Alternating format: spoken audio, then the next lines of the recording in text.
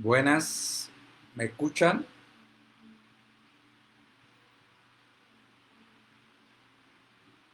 ¿Tú tienes clase ahorita? Voy a dictar. ¿Ah? No, clase no. Buenas, me imagino que me están escuchando. ¿Cómo están? Espero que estén bien. Solamente yo quiero confirmar si me están escuchando.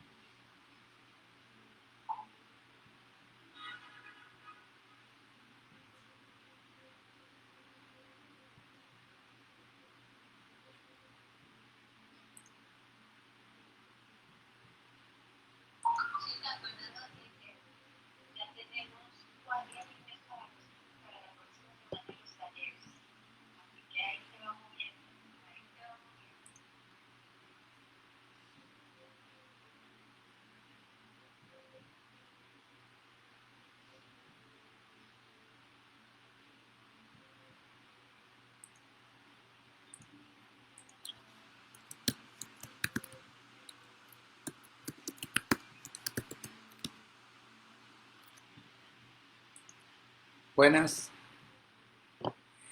probando, estamos probando el audio.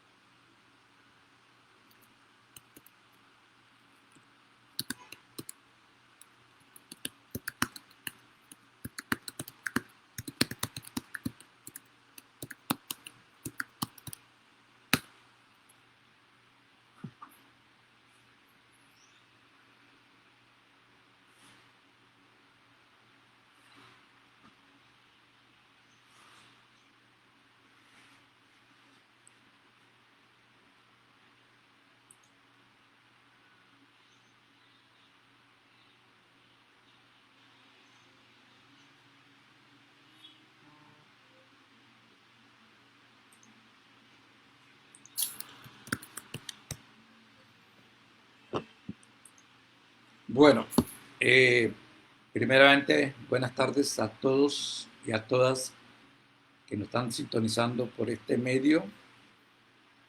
También quisiera agradecer al maestro Jorge Chan, al hermano Jorge Chan, por la invitación a esta actividad, esta transmisión, también una actividad académica del grupo Guía, un grupo muy activo, sobre todo en la parte académica. Así que agradecido a ellos, al grupo Guía, por su referencia, por haberme invitado a esa pequeña charla sobre un tema que nos apasiona. Quizás algunos no han escuchado, quizás son pocos que han escuchado el tema que vamos a tratar, que es el tema de propiedad intelectual indígena. La mayoría de nosotros que hemos formado en un sistema jurídico clásico, donde se predomina más el tema de la teoría pura del derecho, de lo que es el pirámide de Kelsen, a veces nos hace difícil entender que ha habido en los últimos años avances o cambios en el nuevo enfoque de lo que es el derecho. Y uno de los temas ha sido el tema de la propiedad intelectual. La mayoría que yo he visto en la mayoría de las facultades de nuestras universidades, más de privadas, no se incluye la temática que vamos a abordar, que es el tema de la propiedad intelectual indígena. Más tiene enfoque más, por decirlo, del positivismo jurídico o del derecho privado. Así que hoy me toca hablar un tema novedoso, por eso hemos titulado nuestro conversatorio La propiedad intelectual indígena como un nuevo paradigma jurídico o paradigma legal. Cuando se habla de paradigma legal, paradigma jurídico, es que se hacen nuevos aportes, se crean nuevos elementos en la sociedad o en el mundo. Hoy quizás lo que está pasando va a haber un nuevo paradigma de la realidad social, de la realidad económica, incluyendo también de los avances científicos, de los avances tecnológicos, más que estamos ahora usando la tecnología o el sistema de internet para dictar nuestras conferencias. Ahora se ve más estudiantes en las clases virtuales que en las que teníamos en forma presencial. Pero ahora se ve más a los estudiantes, pareciese, porque hay más. Casi he tenido 90% de asistencia en los últimos 4 meses que hemos estado como profesor. Los que no me conocen, soy el profesor Arezzo Valiente, profesor de la Facultad de Derecho de la Universidad de Panamá. También soy profesor en la Licenciatura de Educación Bilingüe Intercultural de la Universidad Especializada de las Américas. En los últimos años hemos estado realizando estudios, también participando en las reformas legislativas, no solamente en la parte del derecho indígena, sino también dentro del sistema penal acusatorio, incluyendo, he sido consultor para la Organización Mundial de la Propiedad Intelectual, para PNUD, para el Instituto Interamericano de Derechos Humanos, incluyendo Banco Interamericano de Desarrollo también. Pero los últimos 5 años he estado como profesor en la Facultad de Derecho y he estado abogando que se incluyera, o que se incluya, mejor dicho, la temática de lo que vamos a abordar, un tema novedoso. ¿Por qué un tema novedoso? Porque la mayoría de nosotros, incluyendo mi persona, porque en ese tiempo no existía, que estoy hablando a finales del 90, sobre todo al final del 80, al principio del 90, no existía ese tema, que es la propiedad intelectual indígena. Estaba en debate dentro de la Organización Mundial de Propiedad Intelectual.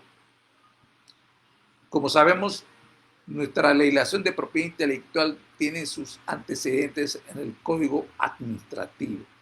Si ustedes buscan o leen el Código Administrativo, se darán cuenta que desde el inicio de la República se incluyó el tema de la propiedad intelectual, llámase derecho de autor, patentes o marcas, estaba dentro de la normativa del Código Administrativo.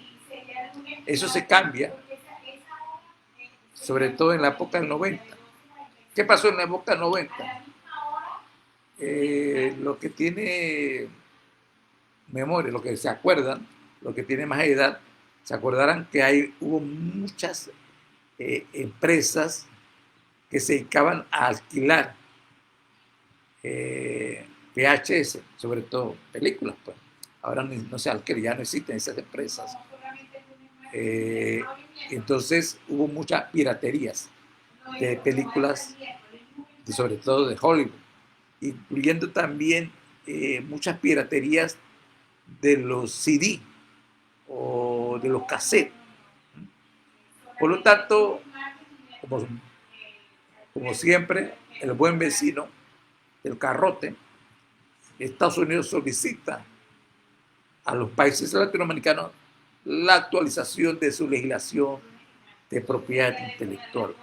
Es así, por eso usted ve las dos leyes de propiedad intelectual en Panamá se crea o se promulga en el 90, a mediados del 90. Primero fue la ley 15 del 95, que es la ley de derecho de autor, que derogó los artículos que establecía sobre el derecho de autor en el Código Administrativo. También en el 96 se crea la ley 35, que es la ley de derecho industrial, que también deroga las normas sobre patentes e invenciones que estaban plasmadas en el Código Administrativo. Así que Panamá actualiza su sistema de propiedad intelectual en el 90. Pero ¿qué sucede? Que esos dos sistemas de propiedad intelectual no incluían los conocimientos de los pueblos indígenas. Por eso, si ustedes ven, por lo menos se incluyó algo en el numeral 18 del artículo 91 de la ley 35, se estableció de que no puede constituirse o no puede registrarse o no puede solicitarse como marcas los elementos o características no solamente de las comunidades campesinas, sino también de los cultos o de las religiones, ¿no? El numeral 18 estableció eso. Hubo una limitación, ¿no?, en ese punto de que no se podía registrar elementos, características, dibujos o imágenes que representen el tema que nos interesa es de los pueblos indígenas, que representen a las comunidades indígenas. Por eso siempre me preguntan qué pasó con el caso de la empresa Manés Panamá. Manés Panamá existía antes de la ley 35. Por lo tanto, la figura o la institución famosa que conocemos, la seguridad jurídica de la empresa, se le aplicó. Por lo tanto, no podía afectar ya empresas que estaban utilizando las imágenes, los dibujos indígenas. En este caso, la empresa más famosa fue Maines Panamá. Entonces, solamente el artículo 91, numeral 18, limitó, ¿ya? Pero no creó un sistema propio para registrar esos conocimientos, esos dibujos, esos elementos, características propias de las comunidades indígenas o de los pueblos indígenas. Para el conocimiento de ustedes, en Panamá los pueblos indígenas son 13% de la población panameña. Somos 13% de la población panameña. Y somos 8 pueblos indígenas. El pueblo de Nove es la mayoritaria, el pueblo mayoritario, el pueblo Cuna, después viene el pueblo Emberá, después viene el pueblo Guaunal, después viene el pueblo Buclé, los Nazos, los Pribri y los Teribes. No, los Nazos y los Pocotas. Y son 8 pueblos indígenas que existen en Panamá. Entonces significa que un pueblo en materia de cantidad somos 13%. Y la mayoría son los nobles, no son los cunas. Yo soy del pueblo cuna. Pero quedó así la ley. Y por eso creo que en el artículo 11 también, si no me equivoco, habla de las artesanías. La ley de propiedad industrial. Pero quedó ahí. Pero no se protegían los conocimientos indígenas. ¿Cuáles son los antecedentes? Porque las leyes se crean por una necesidad social o económica también. En la época del 70, hubo empresas que comenzaron a imitar los diseños, los dibujos de las molas. Pero previamente, antes de eso, Panamá había emitido una ley, y todavía está vigente esa ley, en el 67, que prohibía la importación de copias de polleras, o de polleras, de montunos, de nahua, de molas. Todo existe.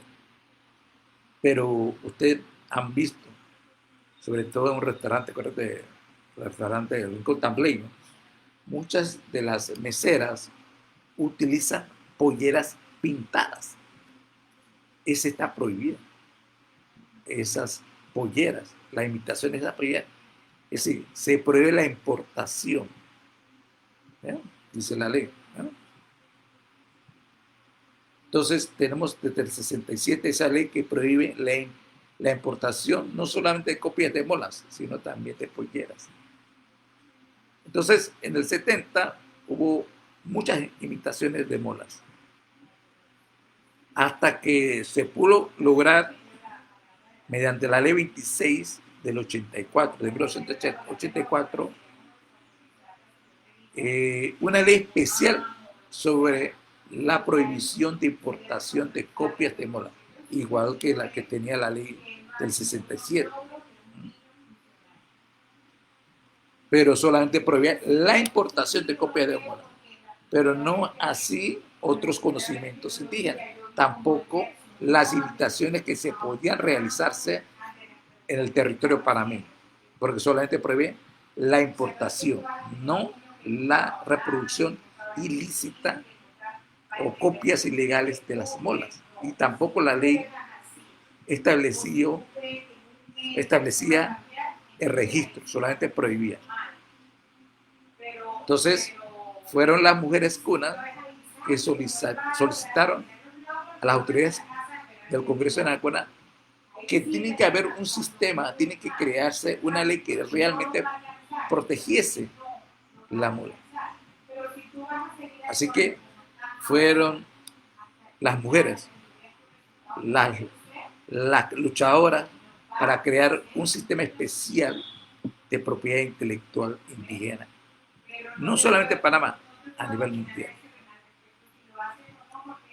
Entonces, en el 95 se presenta un proyecto de ley para proteger la mola y la nagua, es decir, la vaca noble. Ya en el 92, 93, comencé a hacer mi tesis sobre régimen de protección jurídica de la mola. Le digo cómo sale el tema de la mola. Entonces, como estaba estudiando sobre eso, en mi tesis, estaba realizando mi tesis con el profesor Freddy Blanco, yo veía de que solamente se va a proteger la mola y no así otros conocimientos indígenas. Pero que no solamente existe la mola, hay otros conocimientos indígenas. Entonces lo que hicimos conjuntamente con otros profesionales del derecho es unir las dos leyes para proteger no solamente la mola, sino otros objetos de los conocimientos de los pueblos indígenas. Si no, es hasta el 2000 cuando se logra la creación de la ley de propiedad intelectual indígena. ¿Qué pasó en esa fase de la historia panameña que algunos recordarán después de la invasión? ¿Ya? En el 99, como sabemos, siempre hay, cuando hay cambio presidencial o cambio del presidente, llega también cambio de la asamblea. Gana Mireya en ese tiempo, ¿se acuerdan? En el 99. Pero también hubo un hecho histórico. Fue la primera vez que una mujer llega a ser presidenta, pero también en la asamblea en el 99 fue la primera vez que un indígena es elegido como presidente de la Asamblea Legislativa en ese tiempo. Se llamaba así, ahora Asamblea Nacional de Diputados, que es el actual embajador de Panamá en Bolivia, el licenciado Enrique Garrido Arosemena. Como él es presidente de la Asamblea, propuso a nosotros, como parte del equipo legal,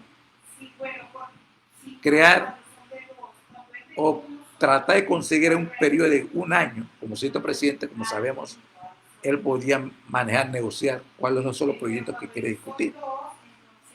Y se discute 4 temas. Uno es la creación de la ley de propiedad intelectual indígena.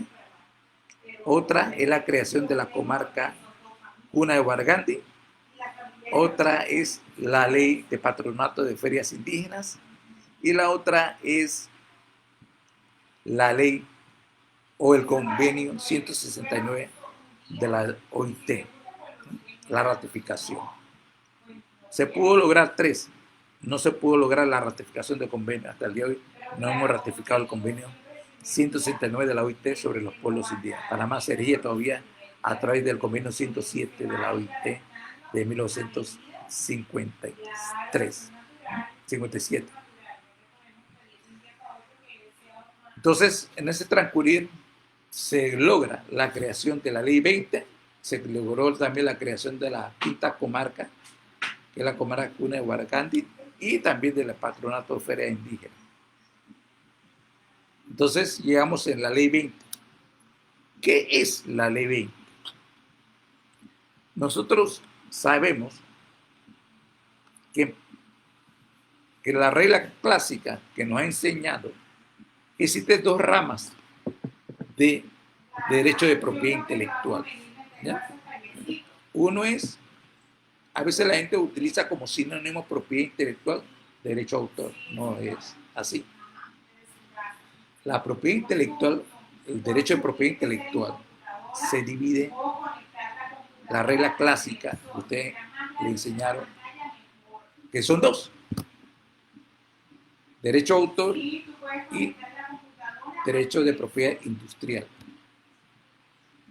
Como yo le decía a ustedes, la ley de derecho a autor anteriormente estaba, o la normativa estaba, el Código Administrativo después se crea la ley 15 y ahora es la ley 64 de 1972. De 1902, 2012, mejor dicho. 2012, la ley 64 de 2012. Se crea la ley, o derogó la ley 15, así que tenemos una ley nueva, la ley 64 de 2012, que es la ley de derecho de autor. Y la ley de propiedad industrial, que es la ley 35 de 1996, que tiene su reforma a través de la ley 61 de 2012. Eso es lo que la mayoría han aprendido. Pero conmigo en mi clase no. En mi clase se habla de la tercera rama de propiedad intelectual, que es la ley 20 de 2000, ¿ya? Que vamos a ver más adelante de qué se trata. Como sabemos, la ley 64 regula todo lo que se refiere a las obras artísticas, literarias, musicales, dibujos también, la danza, la música, regula eso y también regula el tema de los derechos conexos, los editores, los ejecutantes, los cantantes, ¿ya? Y la ley 35 regula todo lo que se refiere a marcas, patentes, modelo industrial, dibujo industrial, diseños industriales, todo, señales de propaganda, nombres comerciales, todo eso. Pero eso no significa también que algunas obras de derecho de autor se puede regir a través de la ley 35. Igual, viceversa, algunos objetos de la ley de propiedad industrial también se puede regir a través de derecho de autor, como modelo de dibujo industrial que se puede registrar a través de derecho de autor también, ¿ya? Pero sabemos, el derecho de autor para su constitución no es necesario su registro, es solamente su medio de publicidad como medio de prueba. Pero para nacer a la vida jurídica, usted no necesita el registro de una obra, basta que es creada, ya tiene vida jurídica. Mientras que en materia de derecho industrial, para oponer al uso, tiene que registrar, ¿no?, esas marcas, esos patentes, ¿ya? Y también para solicitar el registro hay un elemento que también que tiene que estar usando antes de esa solicitud de registro. Son dos cosas diferentes. Uno es la solicitud y otra cosa es el registro. Usted puede oponer a la solicitud de un registro si usted considera que esté usando una obra, en ese caso el derecho industrial, o puede solicitar el no uso de una obra, en ese caso el derecho industrial, una obra registrada, un invento registrado. Se puede. Ese es solamente en términos generales de lo que estamos refiriendo. Entonces, siempre han manejado esas dos ramas. Elemento característico de esas dos ramas de propiedad intelectual es que hay un inventor o hay un creador, hay un artista identificado. ¿Quién es el creador? Está identificado con nombre y apellido. También su vigencia tiene término, como sabemos, en derecho de autor de 70 años. En materia de propiedad industrial, en marcas, sabemos que son 10 años, patente 20 años,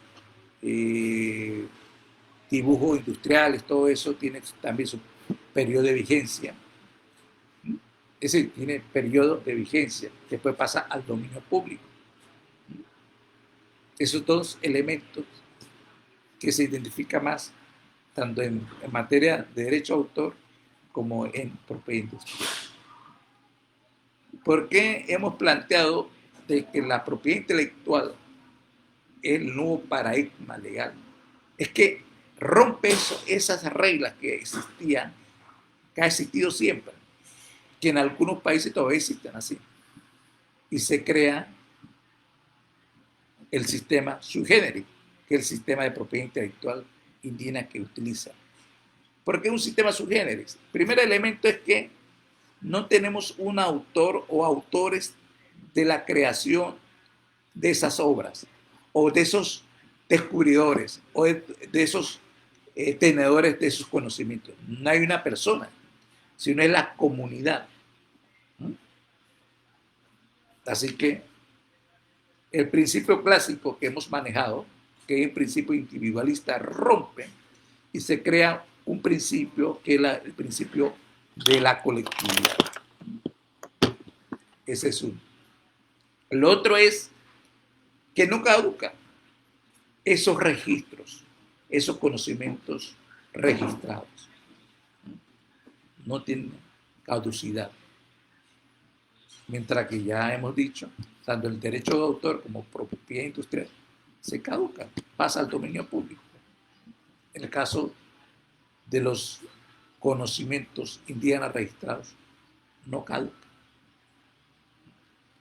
Además, el otro elemento es que se basa en la cosmovisión indígena, esos conocimientos. Por otro lado, también un elemento que hace diferente también de otros registros, llámase derecho de autor, derecho industrial, es que para registrar un conocimiento indígena, de acuerdo a la ley 20 de 2000, usted no necesita abogado. Se puede registrar solamente con la participación de una autoridad tradicional. Claro, tiene que cumplir con los requisitos que establecen, que tiene que haber un acuerdo de la comunidad, tiene que identificar qué objeto va a registrar, cuáles son las personas beneficiadas, si es un conocimiento compartido. Eso está en la ley. Entonces, la ley 20 establece claramente que se crea un procedimiento especial para registrar los conocimientos indígenas. Por eso, si usted ve los que han tenido experiencia, o los que cuando van a la DIGERPI, cuando han ido a la DIGERPI, la Oficina de Registro de Propiedad Industrial, está la oficina o el departamento de marcas, departamento de patentes, departamento de variedad vegetal y el departamento de derechos colectivos y expresiones folclóricas. Así hay 4 departamentos, ya no como anterior, que era 3. Porque el departamento de derechos colectivos revisa los registros de los conocimientos tradicionales y se aplica la ley 20 y no se aplica la ley 35 de propiedad industrial. Igual pasa cuando se va a registrar un conocimiento indígena en materia de derecho de autor, entonces se utilizaría la ley 20 y no la ley 64. ¿Bien? Por eso nosotros en Panamá tenemos 3 ramas de propiedad intelectual. Llámese derecho de autor, derecho industrial y propiedad intelectual indígena. Y fuera de eso, compañeros y compañeras, si usted ven en el Código Penal, en la parte de propiedad intelectual, delito contra la propiedad intelectual, existen 3 secciones. La sección de derecho de autor, la sección de derecho industrial y la sección de derechos colectivos de los pueblos indígenas o de los conocimientos tradicionales de los pueblos indígenas. Así que nosotros en Panamá no podemos hablar de 2 ramas de propiedad intelectual, sino de 3 ramas de propiedad intelectual. Además, fuera de la ley 20, se creó hace 3 años la ley 17, que es la ley de medicina tradicional indígena. La ley 20 quedó corta en materia de registro de los conocimientos tradicionales que poseen los pueblos indígenas en materia de usos tradicionales de las plantas o de los conocimientos médicos o de otros conocimientos que pueden utilizarse. Porque en ese tiempo los legisladores no entendían y nos decían, ¿cómo es posible van a crear un sistema? ¿Por qué no utilizan la ley o la normativa sobre marcas para registrar esos conocimientos? Nosotros le decíamos, no, ¿por qué no? No se puede, porque la vigencia de marca es 10 años, mientras que nuestros conocimientos vienen de generación en generación. Además, es de una comunidad. Además, si vamos a utilizar la figura de marcas, tenemos marca colectiva, marca de garantía. Para marca colectiva es para un grupo, para una asociación, para una cooperativa. Y marca de garantía no va a tener el control del pueblo. Así que no se puede utilizar eso. Bueno, poco entendieron, pero también estábamos discutiendo las normas sobre los conocimientos indígenas en materia de plantas medicinales. No pudimos lograr en la ley 20. Pero hace 3 años pudimos lograr a través de la ley 17 sobre las plantas medicinales. O sea, la ley, el régimen de plantas medicinales. En esa ley se establece que también se puede registrar o se puede patentizar los conocimientos indígenas en materia de las plantas medicinales. Que hoy estamos discutiendo, buscando las vacunas o tratando de solucionar algún problema o tratando de buscar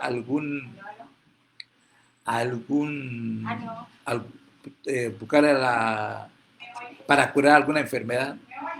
Nosotros, en base a la ley de medicina tradicional, se puede registrar como patente los conocimientos tradicionales sobre las plantas medicinales que poseen los pueblos indígenas. Entonces, en Panamá, por eso hemos dicho, hemos hecho un gran aporte para la protección de la propiedad intelectual. Hoy en día, la ley 20 y la ley de medicina tradicional indígena es modelo para otros países. Es materia de estudio obligatorio por parte de la Organización Mundial de la Propiedad Intelectual. Hoy en día, nuestra ley cumplió 20 años.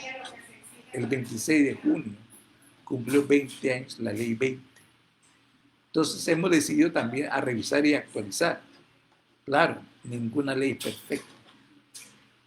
Entonces, por eso, para nosotros, tenemos que referirnos en Panamá que la propiedad intelectual en Panamá se divide en 3. Derecho a autor, derecho industrial y propiedad intelectual indígena, que tiene sus 2 leyes, la ley 20 de 2000 y la ley 17 de 2017. Esta es la gran discusión que está habiendo a nivel mundial con otros países para ver cuál ha sido la experiencia panameña en Panamá en la protección. ¿No ha ido bien? Yo creo que no hay, tenemos también igual, tenemos licencias, acuerdos comerciales con una empresa, porque también se permite la licencia de uso, de acuerdo a la ley 20.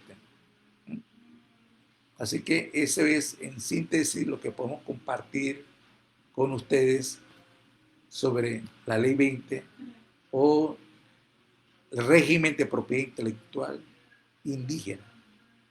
Sí, compañeros, compañeras, espero que les haya gustado nuestra exposición, le ha servido por lo menos en la formación permanente que debe haber por parte de nosotros. Hay un principio del maestro Couture, me encanta eso, en su primer mandamiento nos dice, estudia. Si no estudiamos, seremos menos abogados, porque el derecho se actualiza todos los días. Así que, compañeros, compañeras, gracias por la invitación a ustedes y estaremos a la disposición de ustedes por cualquier cosa, consulta por vía web, en nuestra oficina, también la Facultad de Derecho de la Universidad de Panamá. Gracias. Yo no sé si tendrán alguna pregunta o por chat, no sé.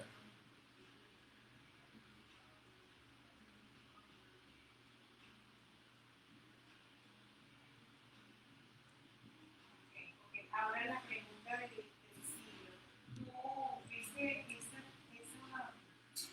tú sabes que hay como aplicación de esos tiempos, o tú lo estás haciendo solo por tu cuenta, o ya piensas formalizar la acreditación de esos tiempos. Nosotros hemos tenido casos ya en el sistema penal acusatorio utilizando la ley 20 y como dice el Código Penal, no ha ido bien y le informo que fue una empresa grande, grande, como digo. Y también en el sistema anterior también, pero siempre hemos llegado a un acuerdo extrajudicial, porque sabemos que también como parte de los